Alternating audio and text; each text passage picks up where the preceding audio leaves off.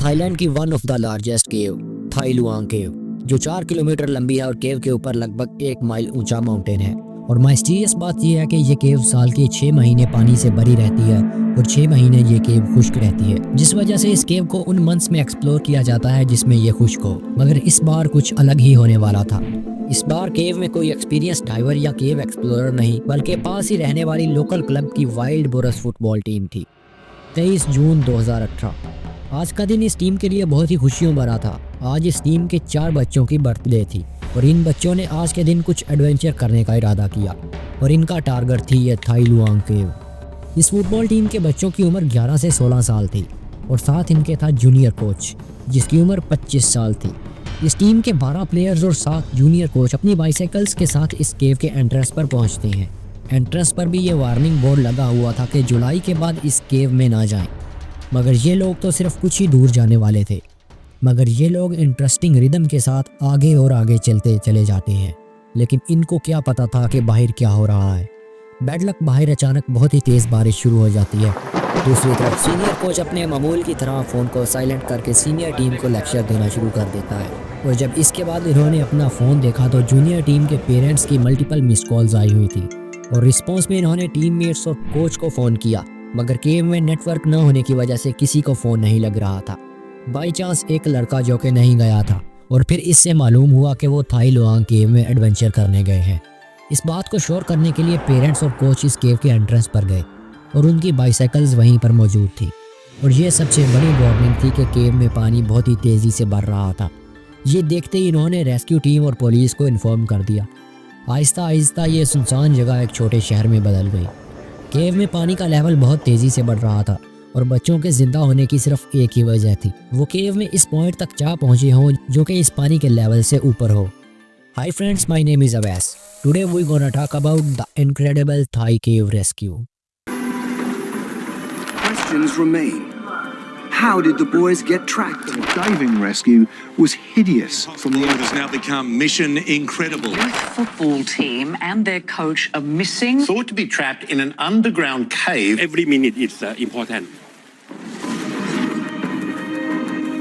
It would take 18 days.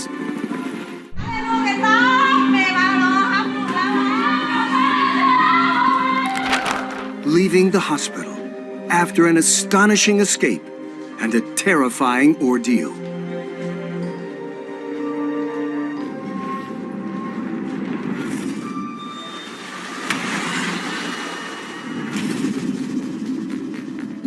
बारिशों के मौसम की अभी शुरुआत हुई थी और ये टिल नवंबर तक चलने वाला था। और अगर वो बच्चे इस ऊंची जगह पर जिंदा भी होंगे तो वहाँ पर महीनों तक ट्रैप रहने वाले होंगे। और फिर क्वेश्चन मार्क ये था कि वहाँ से इन बच्चों को निकालना इतना चैलेंजिंग क्यों है। और फिर पूरी दुनिया की नज़र इस केव रेस्क्यू पर थी। 5000 से ज़्यादा लोग, 17 मुल्कों की एजेंसीज इस रेस्क्यू मिशन को मुकम्मल करने में लगी हुई थी। यह केव पहाड़ों के नीचे लीनियर सेक्शन में 10 किलोमीटर लंबी है और इसका सिर्फ एक एंट्रेंस है। और इस केव को स्लीपिंग लेडी का नाम भी दिया गया है। इस केव के अंदर का रॉकी टेक्सचर एक रिक्लाइनिंग विमेन की तरह है। केव के अंदर की सरफेस टेढ़ी मेढ़ी, पिच ब्लैक और रास्ते इतने कॉम्प्लेक्स हैं कि एक्सपीरियंस डाइवर भी पैनिक कर जाए। एक रास्ता जो डाइविंग के लिए बना ही नहीं है, इसमें डाइव करना कैसे मुमकिन होगा। मिशन के दौरान डाइवर्स रोने लगे थे अपने आप पर। टेढ़े मेढ़े तंग रास्ते होने के बावजूद रास्ते में स्टेलिक्टाइट्स निकले हुए थे जो कि एक जेल से कम नहीं थे। और केव में इस जगह पर टी सेक्शन है जिसे सैम्बियक सेक्शन भी कहते हैं और यहाँ से ये केव 2 तरफ स्प्लिट हो जाती है। और डाइवर्स का अंदाज़ा था बच्चे आगे लेफ्ट साइड पर गए होंगे, जहाँ पर यह केव आगे 10 किलोमीटर तक फैली हुई है। बाहर जब बारिश कुछ देर के लिए रुकती है तो डाइवर्स अंदर जाते हैं। इन्हें कई मुश्किलात का सामना करना पड़ता है। केव में मल्टीपल क्रैक्स जो एक एक्सपीरियंस डाइवर को स्टक कर सकते थे। अंदर का पानी लगातार फ्लो कर रहा था और पानी का लेवल कंटिन्यूसली बढ़ रहा था। इस तरह के पानी में डाइव करना नामुमकिन था और इस सिल्टेड पानी में विजिबिलिटी नियर ज़ीरो थी। डाइवर पूरी तरह ब्लाइंडली डाइव करने वाले थे और इनको बहुत सारी चोटें आने वाली थी और इनको खुद ही नहीं पता था कि वो कहाँ जा रहे हैं। और यहाँ से शुरू होता है one of the greatest rescue mission against all odds. Dramatic scenes in Thailand. Against all odds, rescuers in Thailand have found 12 missing boys. Well, what an amazing day.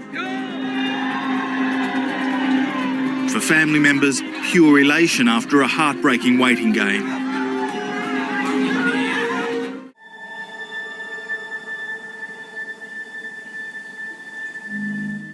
दोस्तों, इस मिशन को सक्सेसफुल करने के लिए टाउन की local authorities के साथ साथ थाई नेवी सील्स भी आ चुके थे।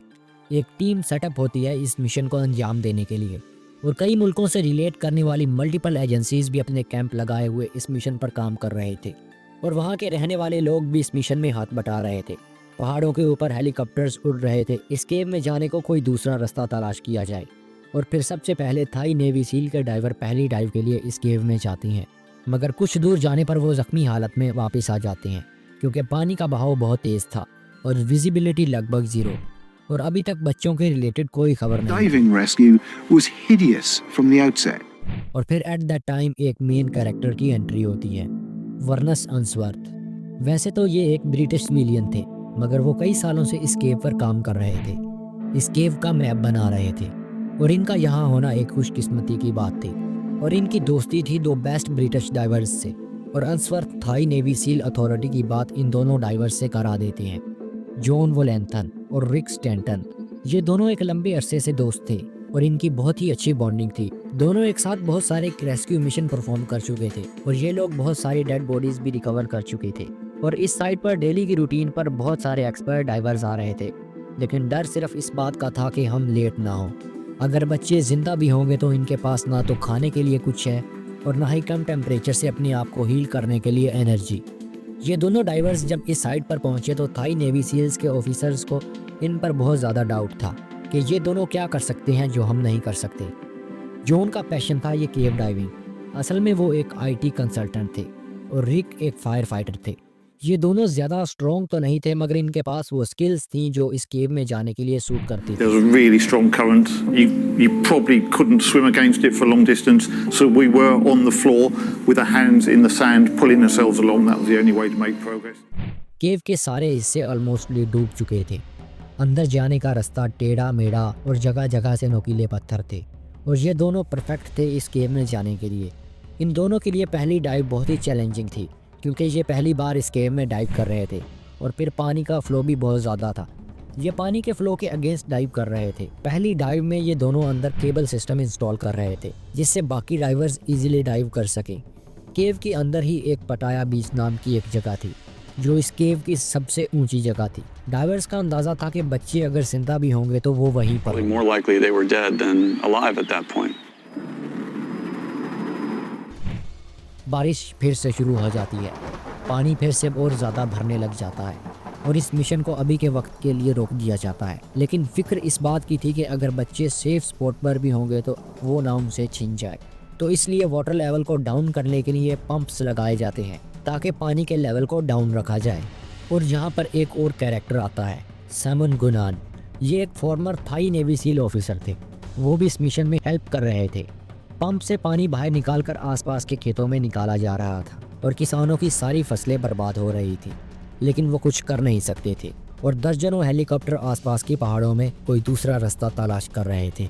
ठीक 10 दिन बाद 2 जुलाई 2018 टाउन का वेदर स्लाइडली इम्प्रूव हो रहा था, और ये दोनों ब्रिटिश डाइवर्स फिर से रेस्क्यू मिशन पर लग जाते हैं। और अब इस बार इनका गोल था कि वो अब की बार बच्चों को ढूंढ कर ही वापस आएंगे। तो ये लोग पटाया बीच तक जाने वाले थे। बहुत ही लंबे और एग्जॉस्टिंग डाइव के बाद, तकरीबन 6 घंटे की डाइव के बाद वो पटाया बीच तक पहुंचते हैं, लेकिन इनको बच्चों के होने का कोई भी साइन नजर नहीं आ रहा था। रूल्स के मुताबिक वो अब यहाँ से आगे नहीं जा सकते थे। अगर आपने एक पॉइंट पर जाना है तो आपके ऑक्सीजन सिलेंडर से 1/3 गैस जाने में और 1/3 गैस वापस आने में यूज होना चाहिए, और पानी में 1/3 गैस प्रिजर्व रहना चाहिए किसी मुश्किल में काम आने के लिए। और वो इस रूल के अगेंस्ट जाकर आगे डाइव करना स्टार्ट कर देते हैं। वो इस केव में कंटिन्यूसली आगे जा रहे थे, और अब तक वो जितना T सेक्शन से पटाया बीच तक आए थे वो इससे दुगना आगे जा चुके थे। और जिस तरह वो आगे की तरफ डाइव कर रहे थे, उनमें से रिक स्टैंटन को इन बच्चों की महक I आती। was sniffing the air for signs, any airspace I was sniffing for signs of human. You can smell human. Well, there were. और फिर इनको एक लाइट नोटिस होती है, और थोड़ा और आगे जाने पर इनको बच्चों की आवाज़ें आने लग जाती हैं, और फिर आखिरकार वो इन बच्चों तक पहुंच जाते हैं। How many of you? 13. Brilliant. It's okay. Many people are coming. Many people. We are the first. Many people come. What day? Tomorrow. No. What day is it? No, I'm asking.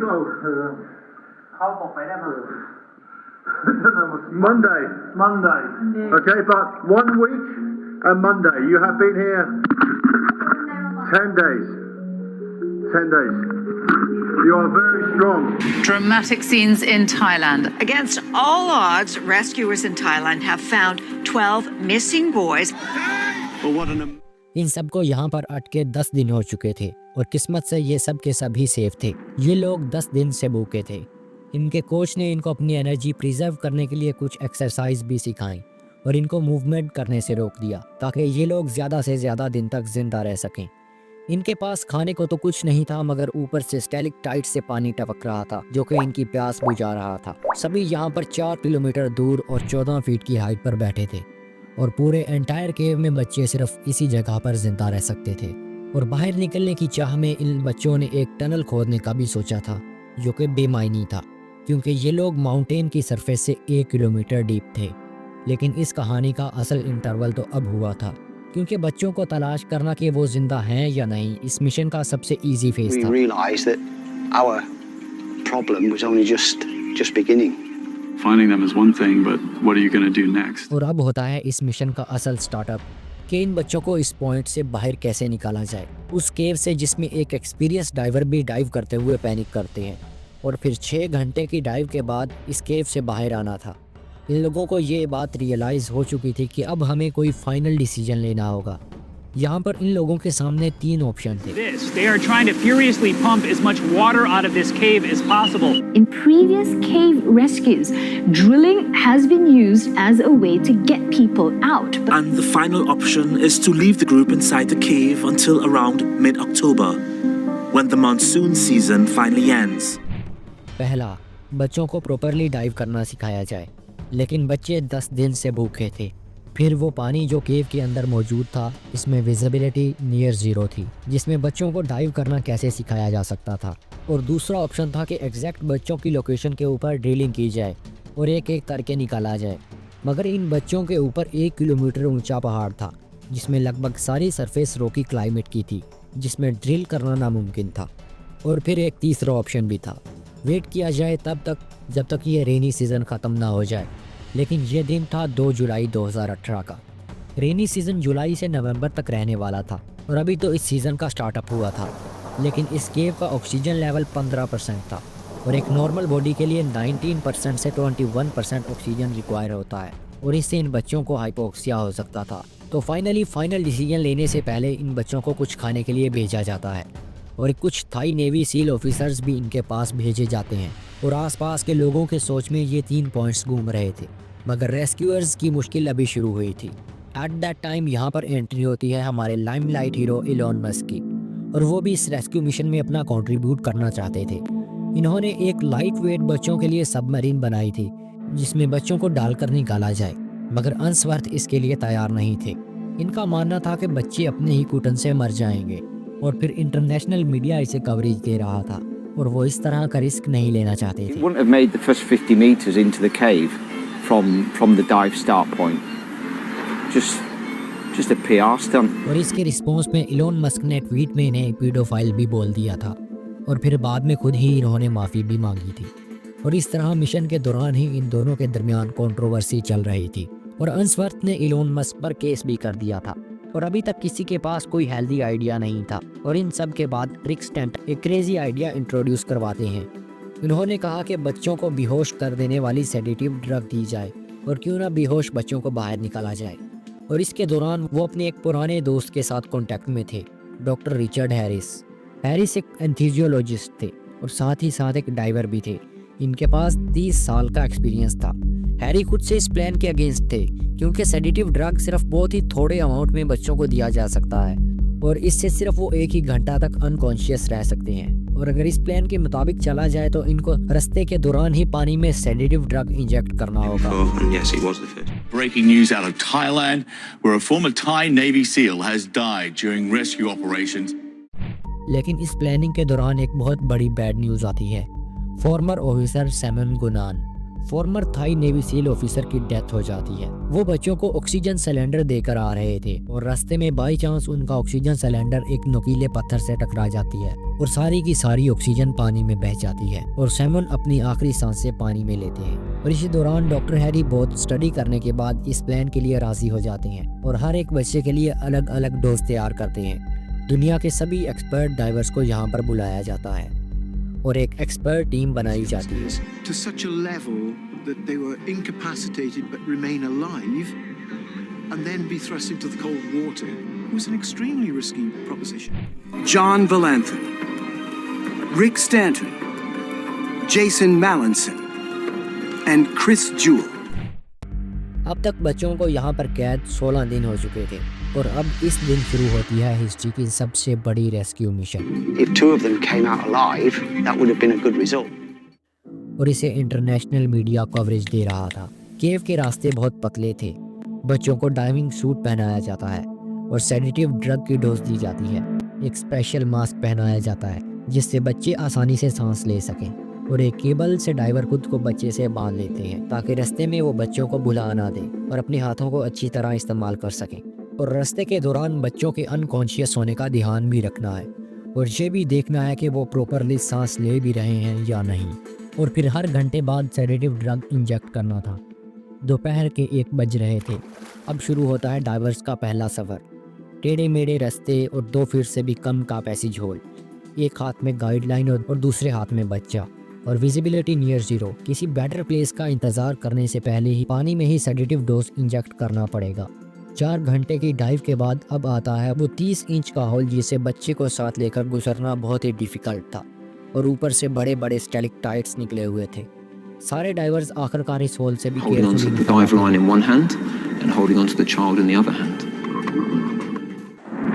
Finally 8 जुलाई को पहले 4 बच्चे safely निकल आते हैं। Mission Impossible has now become Mission Incredible. Well, this is what all of those who've been involved in this operation have been waiting to see. The boys are coming out. The buzz was amazing. It was quite incredible that we got the first 4 out. We weren't sure we would. Emotions were running high. सभी लोग बहुत खुश थे और अब ये लग रहा था कि ये प्लान काम कर रहा है, मगर अब सिचुएशन कुछ और थी। लोगों के दिलों में एक उम्मीद कायम हो चुकी थी और अब अगर डाइवर्स किसी एक बच्चे को निकालने में कामयाब ना हुए तो उनको कसूरवार माना जाएगा। इन पर अब पहले से और ज्यादा प्रेशर बन चुका था। 8 बच्चे और एक असिस्टेंट कोच अंदर थे। डाइवर्स वापस से 4 बच्चों को सक्सेसफुली बाहर निकालते हैं और ये थी दूसरी victory. More boys emerging from that cramped and flooded cave. All are now in hospital in nearby Chiang Rai. आज के दिन आखिरी 4 बच्चों और एक कोच को बाहर लाना था और इस दिन असल ड्रामा शुरू होता है। आज का मौसम पहले से बहुत ज़्यादा ख़राब था और बारिश की वजह से पानी का लेवल बहुत ज़्यादा हो चुका था। डाइवर्स को पानी के फ्लो के अगेंस्ट डाइव करना था। सभी बहुत नर्वस थे। एक बच्चे के फेस पर डाइविंग मास्क फिट नहीं आ रहा था। डाइवर्स बाहर से एक नया मास्क लेकर गए थे मगर वो भी फिट नहीं आ रहा था, लेकिन इसके अलावा कोई और ऑप्शन नहीं था। डाइवर्स सिर्फ अच्छा होने की उम्मीद कर सकते थे। सभी डाइवर्स गाइडिंग केबल के ज़रिए आगे बढ़ रहे थे और साथ ही साथ क्रिस भी आगे बढ़ रहा था। विजिबिलिटी लगभग 0 थी, इस वजह से क्रिस रास्ता भुला चुका था। वो पैनिक हो रहा था। 20 मिनट लगातार इस केबल को लगातार तलाश करने के बाद वो एक गलत केबल को पकड़ लेता है जो कि थाई नेवी सील ने लगाई थी। वो इस केबल की हेल्प से उल्टी डायरेक्शन में जा रहा था। इन्हें खुद भी नहीं पता था कि वो कहाँ जा रहे हैं। आखिरकार क्रिस को एक छोटा सा चैम्बर मिलता है जहाँ पर वो बैठकर अपने आप को रिलैक्स करने की कोशिश करता है और साथ ही साथ उसे अपने आप पर अफसोस हो रहा था। वो रो रहा था। थैंकफुली दोबारा याद करने पर वो सही केबल पकड़ लेता है और सही रास्ते पर चलने लगता है। रेस्क्यू मिशन आखिरी सेकंड तक रिस्की चलने वाला था, लेकिन इन सब के बाद फाइनली अब डाइवर्स ने इस मिशन को मुकम्मल कर लिया था और एक इंटेंस स्ट्रगल के बाद फाइनली बच्चे बाहर आ चुके थे और ये केव मिशन इंसानियत की मिसाल बन चुका था। आखिरकार 5000 लोगों की मेहनत, थाई नेवी सील, मिलिट्री और डाइवर्स की They are safe, they are out, they have done it. They have been rescued from that flooded cave. Millions of people around the world are breathing easier tonight. इसी दौरान doctor Harris को एक खबर मिलती है कि इनके फादर की डेथ हो चुकी है। वो एक डाइजीज से लड़ रहे थे। जब इन्हें अपने बेटे की ज़रूरत थी वो इन बच्चों को बचाने में बिजी थे। और फिर एक पीटी ऑफिसर बहरूद पगबरा, इनकी 1 साल के बाद डेथ हो जाती है क्योंकि इन्हें इस मिशन के दौरान ब्लड इन्फेक्शन हो जाता है और 2 लोगों की जान गंवाकर इन बच्चों की जान को बचाया जाता है। कहते हैं सक्सेस को पाने के लिए एक कीमत चुकाना पड़ती है और ये एक बहुत भारी कीमत थी, या सेक्रीफाइस था। So guys, I hope you like this video, and if you are interested about these types of videos, so subscribe. A lot of knowledge is waiting for you. Thanks for watching. Goodbye.